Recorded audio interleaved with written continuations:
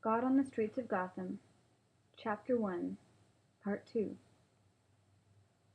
Batman's inconsistencies aren't just born of outside influences. The writers, artists, actors, and directors who have all had a hand in shaping the superhero's mythic arc over the years, and the demands of the readers and viewers who consume his stories. He's a complex, often contradictory character within these various works, too. At one turn, the billionaire playboy, at another, the dark vigilante, at still another, a man unsure, seemingly puzzled by who he is and what he's become, still searching for his parents' approval. "What am I doing, Alfred?" he asks in 1993's Batman, Mask of the Phantasm. One of the countless times he's turned to his loyal, ever-present valet for advice. Having fallen in love, he's in anguish over whether it's okay to be a masked vigilante and a significant other. "This isn't part of the plan," he says. It's not the first time Batman has surprised even himself. No wonder we're not always sure of him either. He's an enigma to us, just as in some ways we all are to each other. It's interesting how he sometimes uses his cowl to find a level of consistency in himself. Push back the mask and Bruce Wayne seems lost and unsure. Slip it on and he becomes someone else, someone more confident in action, more definitive indeed. On the inside, maybe Bruce Wayne is not that much removed from a little boy who lost his parents so very long ago. But Batman, the guy Bruce becomes when he's in costume, can't afford to express doubts or insecurity. His mask doesn't just hide his features, it helps define them. Like Batman, all of us hide behind our masks and use them to help define ourselves for others. We all have secret identities of a sort, hidden behind our smiling, social networking profiles or our happy church faces. They're not lies, really. They're just not the whole truth, because we know that most of the people we encounter day to day couldn't handle the truth, or perhaps we couldn't handle giving it to them. Most of us are like those Russian nesting dolls, presenting a slightly different visage to the world depending on which world we're dealing with at the time. The outermost doll isn't a lie. Mine still offers part of who I am, it's just not all of who I am. As I get closer to people, the nesting dolls open and the masks change. But it's a rare person whom I allow to see what's at my core. My innermost thoughts and fears, my dreams and desires, my pettiness and peevishness. Most of us know that if we throw ourselves open to the whole world, what would be revealed isn't always that attractive. It can be silly or ugly or off-putting, and so we only shed our masks a bit at a time. The masks we wear aren't lies. They are, in a strange way, a critical part of who we are. Batman's not unusual in wearing one. His is just a little more obvious. In Batman's case, though it's harder to determine what his mask really is, and perhaps he's not even completely sure, he wears one when making the rounds in Gotham to bring down the bad guys. But there's another he wears, far more like the ones we show people at work or school or at the latest party. His Bruce Wayne mask, the billionaire playboy visage that he pastes on for dinners and charity balls. Lots of folks would argue that Bruce hides behind his perfectly coiffed hair and ever easy smile far more than Batman does underneath his cowl. In the ultra creepy graphic novel Arkham Asylum, A Serious House on Serious Earth, the Dark Knight finds himself virtually imprisoned in Gotham City, most notorious locale for the criminally insane, at the mercy of the madman he put there. Unconscious, Batman is momentarily helpless, and Arkham's inmates, led by Batman's personal demon, the Joker, can pretty much have their way with him. "I say we take off his mask," says one loon in the gloom. "I want to see his real face." Oh, don't be so predictable, Joker says. That is his real face. That's one of the interesting things about Gotham. It can be difficult to figure out just what constitutes as a mask. It's not just Batman who wears one. In Batman Begins, who is the real Dr. Crane? The apparently mild-mannered psychiatrist, or the nightmare called Scarecrow? What's the true face of Two-Face in The Dark Knight? And what about Joker's ghastly white face? Is that a mask? Is that truly who he is?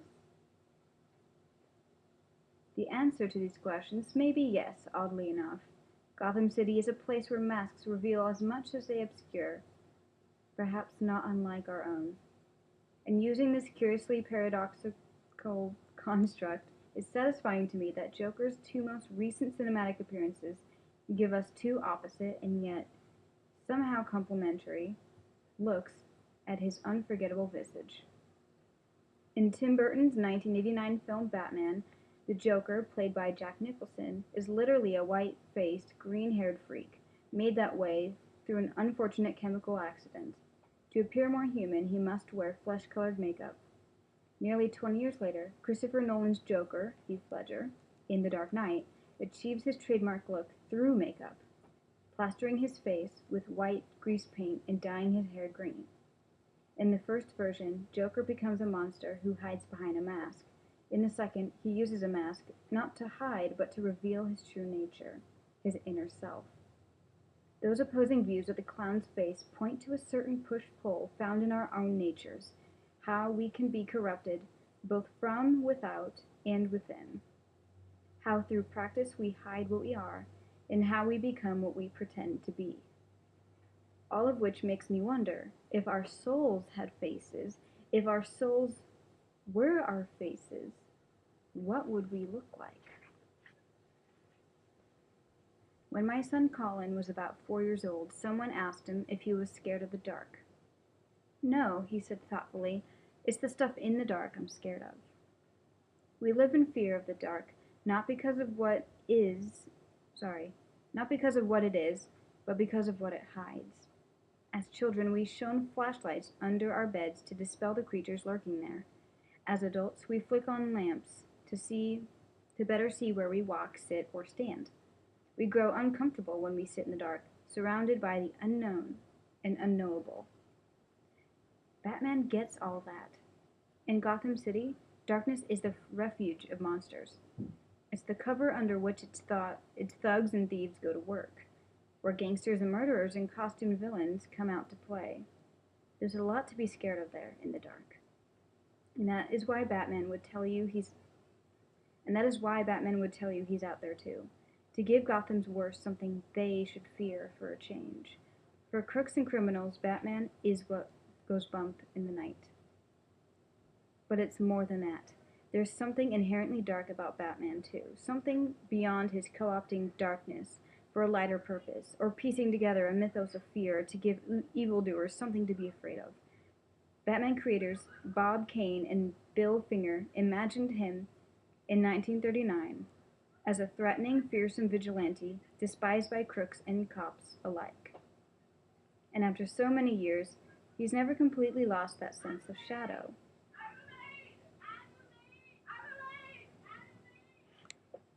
Sorry. I should probably close my window.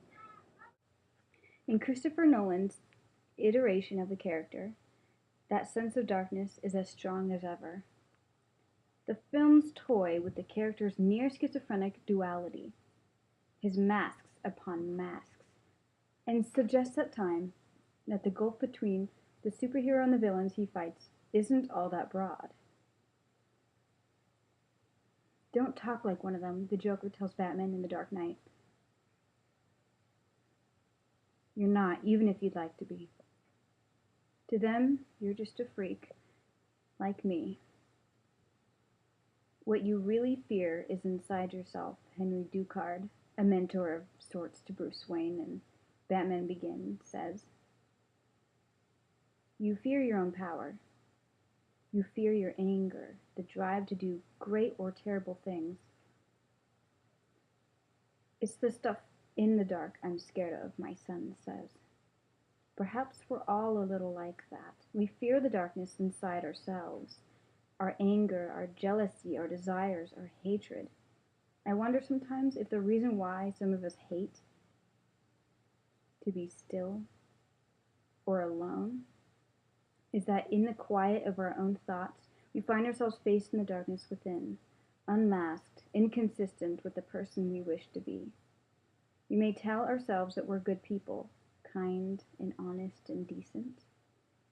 And most of the time it may be true. But in the darkness, we know that it's not.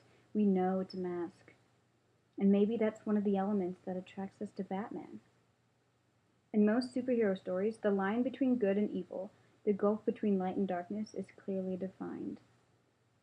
On one side of the line, you have the good guys, the caped wonders who protect innocent civilians from those on the opposite side, the evil ones, the villains, the ugly other. It's us versus them, and there's no question that we're the guys wearing the white hats. There's something comforting about that narrative, which is a big reason why we see so many iterations of it. But there's a part of us, maybe a small, nagging, unpleasant part, that treats those stories with suspicion. We know the line is not that bright. The gulf between us and them is not that wide. We feel not just the hero inside of us, but the villain, the darkness. Batman, a guy who doesn't just wear a black hat, but one with pointed, horn-like ears, is a representation of our own selves, a strange graphic allegory of the soul, with Gotham City as a microcosm of the fragile, fallen world through which we struggle to make our way. Gotham itself feels bad, Old Testament bad. We can catch a glimpse of ancient Sodom or Samaria when we see its streets, and we feel its sin press on us with an almost physical presence. Batman, as we're told in The Dark Knight, isn't a perfect savior for the city. He's the one it deserves in all its imperfection. He walks perilously close to the line. And yet there's something inside that guy that sets him apart. He may look bad, but it's not what he looks like that matters. It's what he does, and that's what he stands for, and that's what counts. How curiously biblical Batman is in this way. He's not much like Superman, but he is something like Moses, David, and Peter. The Bible doesn't that is not what I'm trying to say. The Bible doesn't sugarcoat our heroes for us, or tell us they're anything but pretty sorry. The Bible doesn't sugarcoat our heroes for us, or tell us they're anything but pretty sorry, flawed folks. And yet God takes them and makes them special, even great, just as he does with us. God takes badness and makes it good. He takes shadow and shines a light, if not on it, at least in it. He transforms us not from the outside, but from within. Nothing is too sooty for his cleaning hand. For once you were full of darkness, but now you have light from the Lord, says Ephesians 5:8. So live as people of light. Is it surprising then that Batman would see some light and hope in Gotham as well? The place may be bad, filled with all manner of corruption, but there's goodness to be found underneath the grime. It isn't Sodom, without even 10 righteous people. It can still be saved. It can still be redeemed. If only someone would care enough to help the cause along. Someone with a little faith.